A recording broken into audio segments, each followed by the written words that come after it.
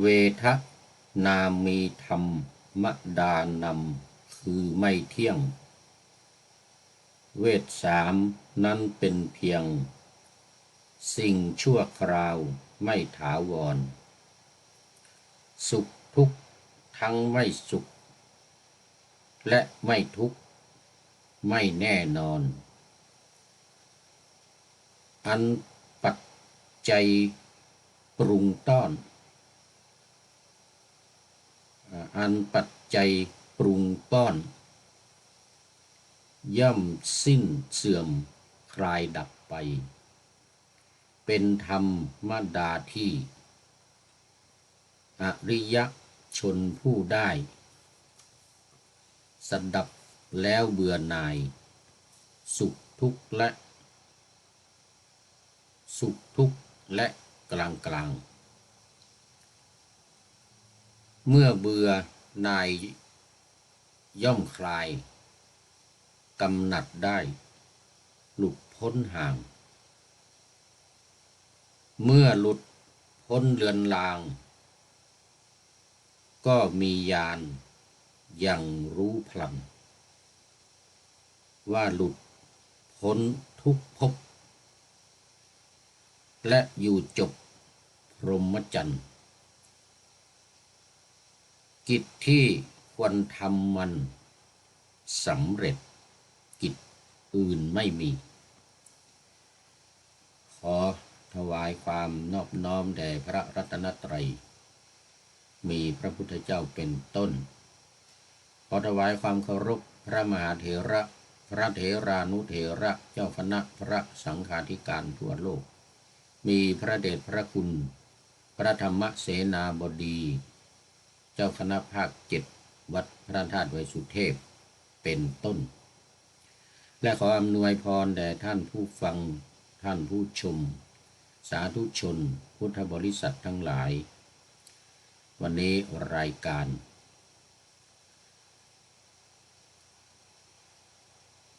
ธรรมะหลังธรรมวัดเย็นของวัดพระธาตุดอยสุเทพออกอากาศทางสถานีวิทยุ2 แห่งคือที่สถานีวิทยุแห่งชาติพระพุทธศาสนาแห่งชาติและจริยธรรม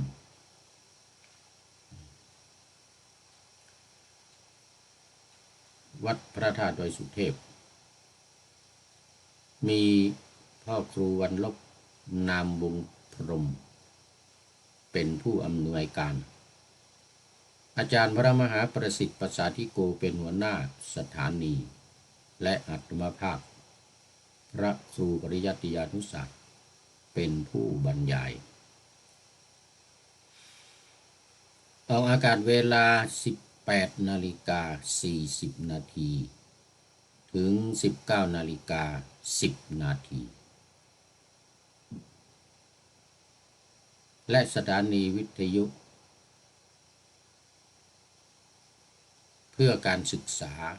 พระพุทธศาสนาและวัฒนธรรมวัดฝายหินตำบลสุเทพอำเภอเมืองจังหวัดเชียงใหม่โดยมีพระครูสมุวิสุวัตรวรกิจโจเป็น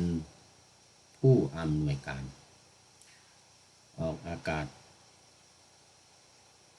เวลา 8 ถึง 9 นาฬิกาทุกวันสำหรับวันนี้ก็บันทึกเสียงล่วงหน้ามาจากวัดพระธาตุดอยสุเทพเยอรมนีเขตฮิลชินบักเมืองซีเกนประเทศเยอรมนีเหมือนเดิมเพราะว่าตอนนี้ผู้พูดกำลังพักพาอาศัยอยู่ที่วัดพระธาตุดอยสุเทพเยอรมนี มาหลายเดือนได้3 เดือนกว่าแล้วแล้วก็จะได้พักอยู่ที่นี่ไปจนถึงเวลากลับในเดือนพฤศจิกายนเพราะได้วีซ่ามา1 ปี เนื่องจากว่าที่วัดพระธาตุดอยสุเทพเยอรมันนี้ยังเป็นสุญญากาศไม่มีเจ้าอาวาสก็ให้ผู้พูดนี้มาเฝ้าไว้ก่อนแล้วตอนนี้ก็มีผู้รักษาการแทนเจ้าอาวาสมาแล้วคือท่านพระครูสมุขกิตติพร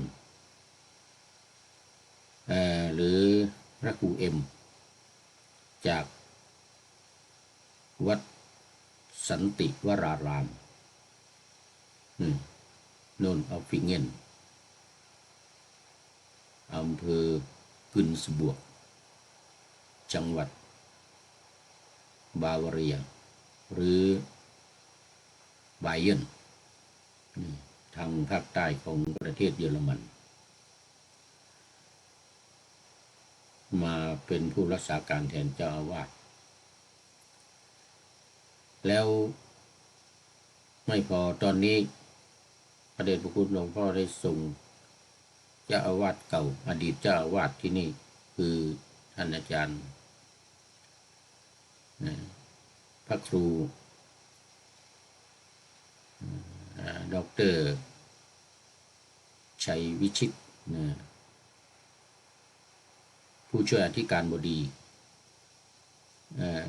ขอไป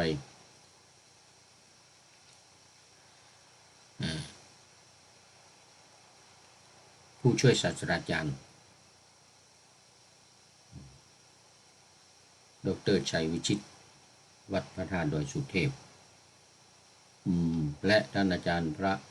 มหาสุนทร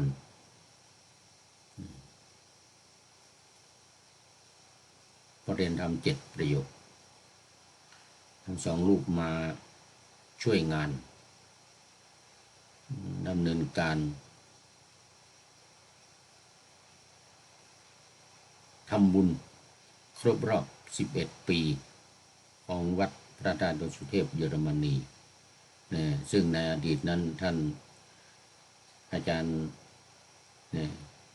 ดร.ผู้ช่วยศาสตราจารย์ชัยวิชิตเนี่ยเป็นผู้สร้างเป็นเจ้าอาวาสองค์แรกเป็นเจ้าอาวาสรูปแรกของวัดพระธาตุดอยสุเทพแห่งนี้แต่ตอนนี้ก็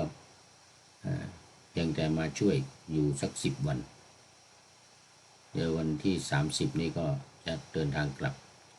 เพราะว่าเป็นครูบาอาจารย์เป็นอยู่ที่มจร.วิทยาเขตเชียงใหม่ขอต้อนรับคุณโยมพันนมเคารพรัตน์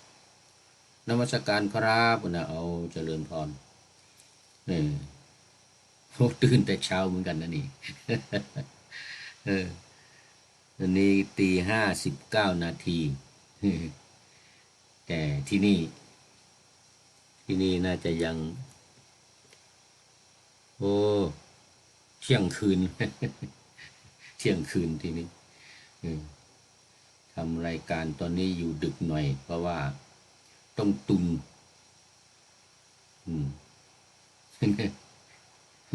เกิดราศีตุล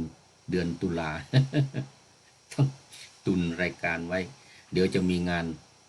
วันที่25นี้จะมีงานจะไม่มีเวลาเนี่ยตุนรายการไว้ถึงวันที่26เลย23 24 25 26นี่บันทึกรายการตุนล่วงหน้าไว้เดี๋ยวมีงานไม่มีเวลา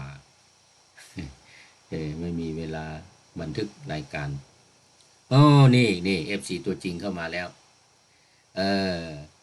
กราบนมัสการครับพระอาจารย์ FC ตัวจริงมารายงานตัวแล้วครับ ว่าแล้ว พูดลิ้นยังไม่ทันเข้าปาก FC ตัวจริงมาแล้ว ท่านสุริยันคำปาวัดพระธาตุดอยสุเทพมีอะไรรายงานเพิ่มเติมตอนนี้ท่านอาจารย์พระครูผู้ช่วยศาสตราจารย์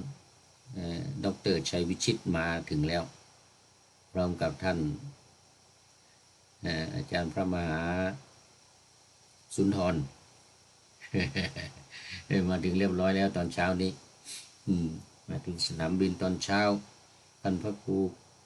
สมุกิตติพรไปรับแล้วก็มาถึงนี่ตอนบ่ายๆโอ้ขอบคุณมากที่เตือนมาวันก่อน ครับขออภัยก็ได้รับยาแล้ว ได้รับยาแล้วท่านอาจารย์พระมหาสุนทรเอามาให้แล้ว ขอบคุณมากขอบคุณFC ตัวจริงมากที่รายงานมาแล้วก็ที่แจ้งมาเรื่องท่านอาจารย์ท่านมหาสุนทรกับท่านพระครูจะมาผมก็เลยได้ฝากยาขอให้ท่านสมัครวัดปลายหินไปรีบไปรับยา4 เดือนหมดพอดีที่มาคราวที่แล้ว4 เดือนก็นี้ได้อีก4 เดือนเดี๋ยวท่านพระครูสมุกิตติพรบอกว่าเดี๋ยวจะมีพระธรรมทูตมาอีกรูปหนึ่งในเดือนสิงหาเหมือนกันเดี๋ยวฝากมาอีกเหมือนกันเดี๋ยวเดือนสิงหา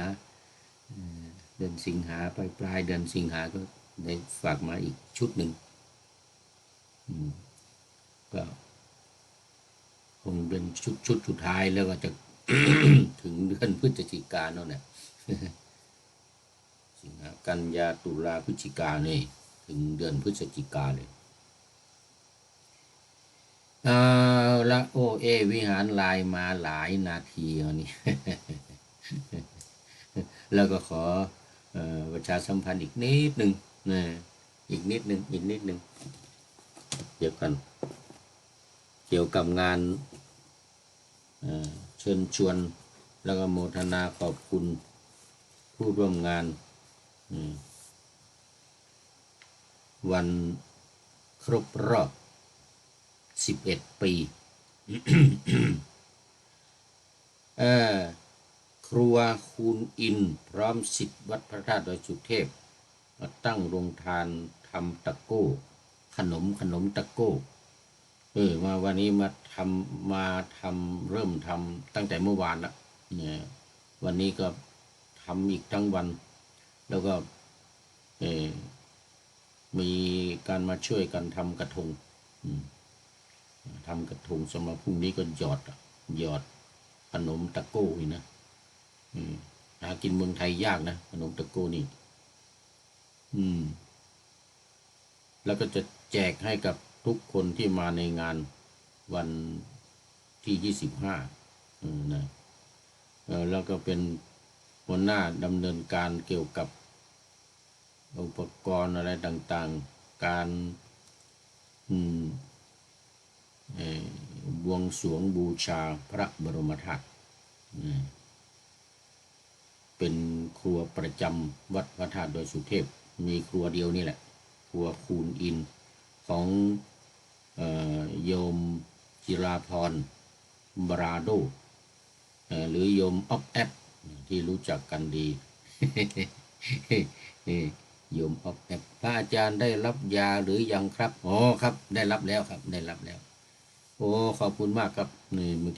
กี้ขอบคุณไปทีหนึ่งละ ว่าอย่างนั้นก็ไม่ได้ยาจะขาดละส่งไปรษณีย์มาก็แพงนะเดี๋ยวนี้ต้องหลายพันบาทอย่างน้อยก็3-4 พันบาทเนี่ยนะส่งไปรษณีย์มานี่นะโอ้เดี๋ยวนี้แพงมากค่าส่งก็แพงภาษีอีกเข้ามาแล้วเสียภาษีให้กับรัฐบาลนี่อีกโอ้ขอบคุณมาก เอานะ2 โยมนางนารีศิลป์ นารีศิลป์นี่เป็นชื่อคณะดนตรีวงดนตรีนารีศิลป์คุณโยมนางนี่เป็นหัวหน้าวงดังแล้วไม่แยกวงนะไม่แยก นำมาเป็นพิธีกรด้วย เป็นพิธีกรในงานฉลองวัดพระธาตุดอยสุเทพเยอรมันนี่ปีนี้พร้อมกับนำชุดรำบอกว่ารำชุดพระพุทธเจ้าหลวงนี่ก็เป็นผู้มีศรัทธาเป็นลูกศิษย์พระบรมธาตุเรานี่แหละเป็นศิษย์พระบรมธาตุแล้วก็มีอีกนางหนึ่งคุณโยมนางเหมือนกัน อันนี้โยมวันนีโยมวันนีอันนี้เป็นหัวหน้าฟ้อนเล็บฟ้อนเล็บของเชียงใหม่นะเข้ากลองคล้องฉาบกองตึงนงเรียกว่าเป็นชุดวัดเป็นชุดศิษย์วัดพระธาตุดอยสุเทพเหมือนกันนะโอ้นี่เป็นศิษย์วัดพระธาตุดอยสุเทพชุดแม่บ้านโอ้แม่บ้านทั้งหลายปกติมี20คนปีนี้ฝากท่านอาจารย์พระมหามาขอซื้อมาอีกเป็นเจ้าภาพนะคุณโยมนางเป็นเจ้าภาพ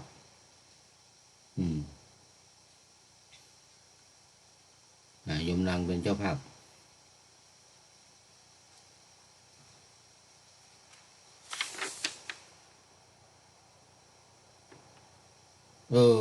ผิดนะไม่ใช่วันนี้ขอไปปราณีโยมนางชื่อปราณีขออภัยเพราะว่านอกจากเอานางรำมา40 คนปีนี้นะ40 คนนี้แล้วก็ยังเอาโรงทานมาเส้นก๋วยเตี๋ยวมาลูกชิ้นมาบริการในงานอีกด้วยและบริจาคในการบวงสรวงนี้อีก50 ยูโร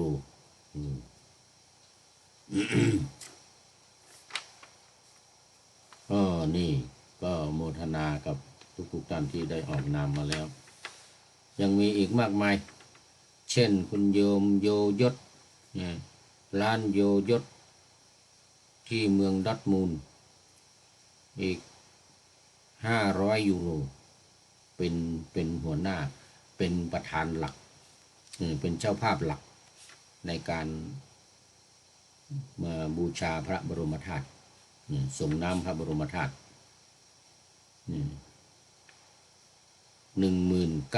บาท19,000 บาท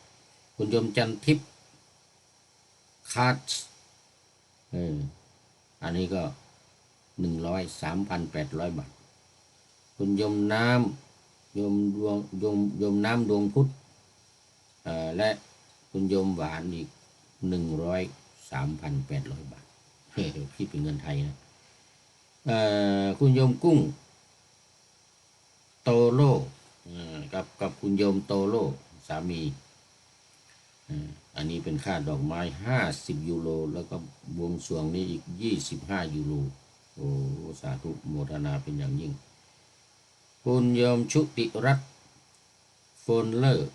คุณโยมจ๋านี่อดีตเป็นประธานสมาคมวัดพระธาตุดอยสุเทพเซาวลันคุณโยมฝนอีก30พร้อมขนมจีนตีนไก่1 หม้อหม้อใหญ่คุณโยมเกตแก้วอีก20 ยูโรแล้วโยมนิดนี่วันนี้แน่ละกี่ว่าผิดไปขออภัยโยมนิดนี่วันนี้ยา สิกซากยาสิกซักนี่ก็50 ยูโรพร้อมกับโรงทานแกงไตปลาส้มตำหมู3 รสแล้วก็ปอเปี๊ยะทอดมีชื่อเสียงโด่งดังในเยอรมันเลยนะมีเจ้าเดียวนี่แหละปอเปี๊ยะนี่นะปอเปี๊ยะทอดนี่นะที่อื่นไปหากินที่ไหนยากต้องไปซื้อกินแต่มาที่นี่ได้แจกฟรี คนโยนิดบอกว่าแจกฟรีลงทานใหญ่ยมปราณีอันนี้นะยมนางที่เป็นหัวหน้านางรำนางรำฟ้อนเล็บแล้วก็เอาลงทานมาอีกเส้นก๋วยเตี๋ยว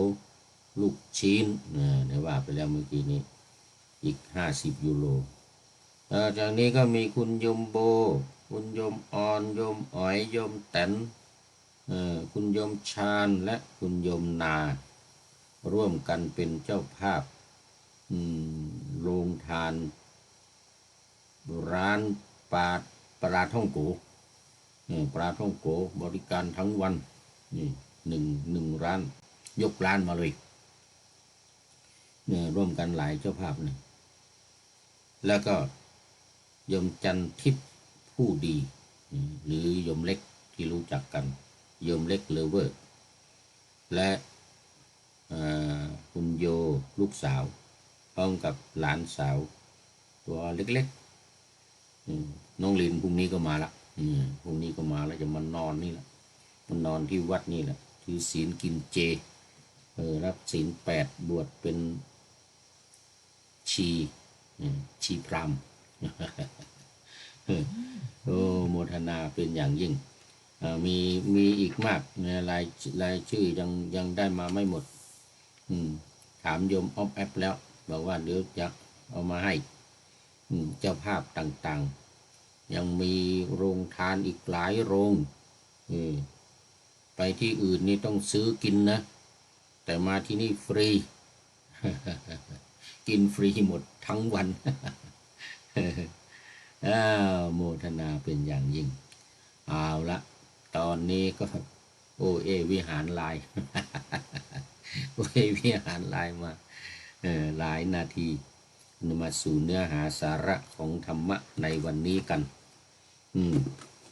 หลังทำวัดเย็นวันนี้ขณะที่พระเดชคุณหลวงพ่อพระธรรมเสนาบดีเจ้าอาวาสอธิบดีสงฆ์วัดพระบรมธาตุดอยสุเทพกำลังนำพระภิกษุสงฆ์สามเณรทำสมาธิภาวนาหลังทำวัดสวดมนต์เย็นแบบสมถกรรมฐานภาวนาว่าพุทโธพุทโธพุทโธเนี่ยไปเรื่อยไปเป็นสมถกรรมฐานเพื่อให้จิตสงบแล้วจะได้บรรลุธรรมกันไปตามลำดับมีโสดาบันเป็นต้นอรหันต์เป็นที่สุดขอต้อนรับคุณโยมสายสมรสาธุสาธุสาธุฝนตกจังเลยเจ้าค่ะโอ้ขอรักษาสุขภาพหน่อยเนอะฝนตกอย่าออกไปข้างนอกเดี๋ยวเป็นหวัดคุณโยมสายสมรจากจังหวัดอุตรดิตถ์อำเภอท่าปลานู่นอำเภอจังหวัดอุตรดิตถ์ว่าฝนตกบ่อยจังเลยเห็นรายงานเข้ามาฝนตกประจำเลย จังหวัดอุตรดิตถ์นี่ฝนตกดี ที่วัดพระธาตุดอยสุเทพเยอรมันนี้ก็ตกเหมือนกันตอนเช้านี้ก่อนเพลฝนตกเหมือนกันแต่ว่าตอนบ่ายมาก็แสงแดดแจ่มจ้าดีเราโมทนาเด้อนี่ก็เข้ามาสู่เนื้อหากันวันนี้ยังอยู่ในเรื่องของเวทนาเป็นข้อที่2ในขันธ์5รูป2เวทนา3สัญญา4สังขาร5วิญญาณเวทนานี้ก็มันมีกระบวนการเยอะวันนี้อยู่ในหัวข้อ เวทนามีธรรมดาไม่เที่ยงเลยนะ เวทนานี้เป็นสิ่งที่ไม่เที่ยงแท้แน่นอนไม่ว่าจะเป็นความสุขหรือเป็นความทุกข์หรือเป็นกลางๆไม่สุขไม่ทุกข์ก็เป็นเป็นของไม่เที่ยงเพราะฉะนั้นมันเกิดขึ้นแล้วก็ย่อมจะมีดับเพราะมันมีปัจจัยทำให้เกิดเรื่องความทุกข์เรื่องเวทนาเนี่ยนะมันมีปัจจัยมาจากอวิชชาว่ากันตามในปฏิจจสมุปบาทข้อที่หนึ่งอวิชชากว่าจะมาถึงเวทนาข้อที่7ที่8นี่โอ้มีลำดับมามากแต่ที่แน่นอนก็คือมีอวิชชาความไม่รู้นี่เป็นเหตุเป็นปัจจัยทำให้เกิดเวทนานี่นะอวิชชาสังขารวิญญาณนามรูปแล้วก็สลายตนะผัสสะเวทนารายการที่6เวทนาได้จริงจะเกิดตัณหาอุปาทานภพชาติชราได้มรณะอันนี้โสกะปริเทวะทุกขะโทมนัสอุบายาก็ตามมาเป็นพรวนเลยทีเดียว ความทุกข์ทุกข์ยากลำบากในมัชฌิมานิกายมัชฌิมานิกายพระสุตตันตปิฎกเล่มที่13หน้าที่267ถึง68ข้อที่273ฉบับสยามรัฐฉบับสยามรัฐใจความว่าอคิเวสนะพระองค์ตรัสกับอคิเวส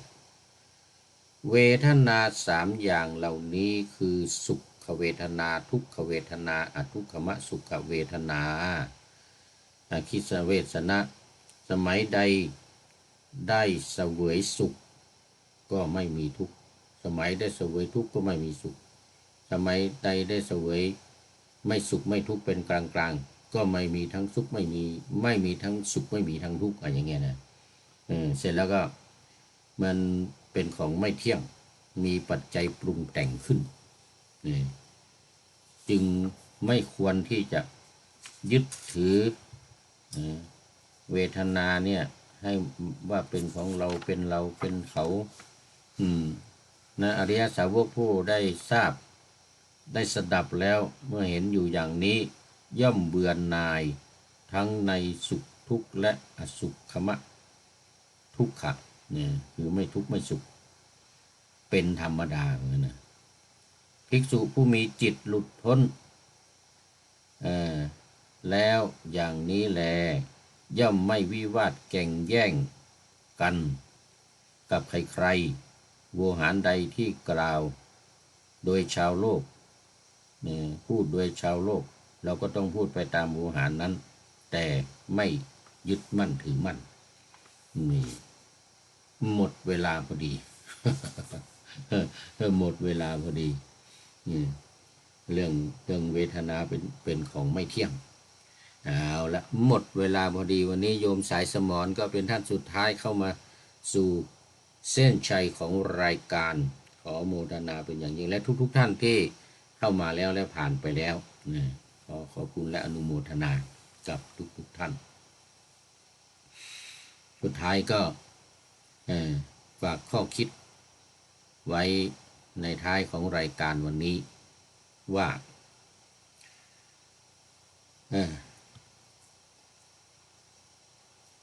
เวทนามีธรรมดานำคือไม่เที่ยงเวท3คือเวทนา3นะเวท3นั้นเป็นเพียงสิ่งชั่วคราวไม่ถาวรสุขทุกข์ทั้งไม่สุขและไม่ทุกข์ไม่แน่นอนอันปัจจัยปรุงป้อนย่อมสิ้นเสื่อมคลายดับไปเป็นธรรมดาที่อริยชนผู้ได้สดับแล้วเบื่อหน่ายสุขทุกข์และกลางเมื่อเบื่อหน่ายย่อมคลายกำหนัดได้หลุดพ้นห่าง เมื่อหลุดพ้นเรือนรางก็มีญาณอย่างรู้พลันว่าหลุดพ้นทุกภพและอยู่จบพรหมจรรย์กิจที่ควรทำมันสำเร็จกิจอื่นไม่มีขอเจริญพร